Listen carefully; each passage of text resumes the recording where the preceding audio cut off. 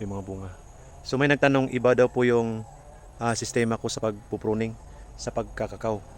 Ang sagot po ay the same lang po yan. Depende kasi sa planting distance natin. Kung masyado, katulad nito, tinik over ko lang, masyadong malapit, 2.5 by 2.5 yata. So masyadong malapit. Ang kakao kasi meron yang humidity, air circulation at saka sunlight penetration. So yung temperature na yan, yun ang ating kinokontrol. Kaya yung iba hindi sila nagtitiping o medyo established na po yung kakao nila kasi malayo nga, meron minsan 4x4 mas maganda, 3x3 mas maganda. Ito masyado malapit kaya kinokontrol natin yung temperature sa ilalim ng kakao kaya magkaroon talaga ng air circulation, sunlight penetration. Ngayon, lalong umuulan, lalong dumadami yung dahon.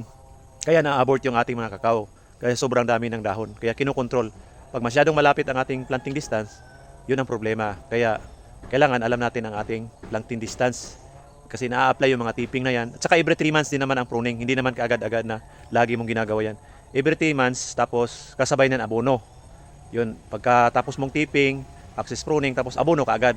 Para dumami kaagad yung mga bulaklak na naman, yung mga chirel madidevelop.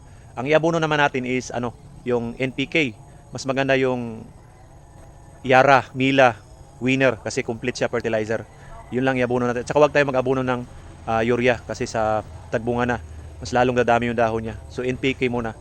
Tsaka pwede rin haluan ng putas. So depende po sa soil natin, need ng soil natin. Tsaka 200 grams lang to 300 grams ang ating application yan.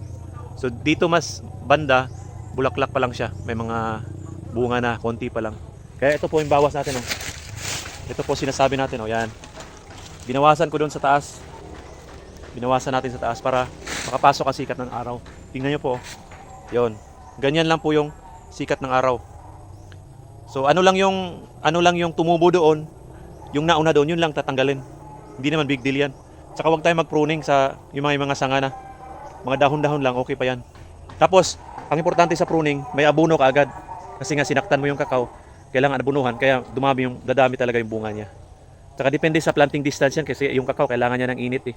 Kailangan niya ng hangin. Kaya ganun po mga kakao lover. Alright.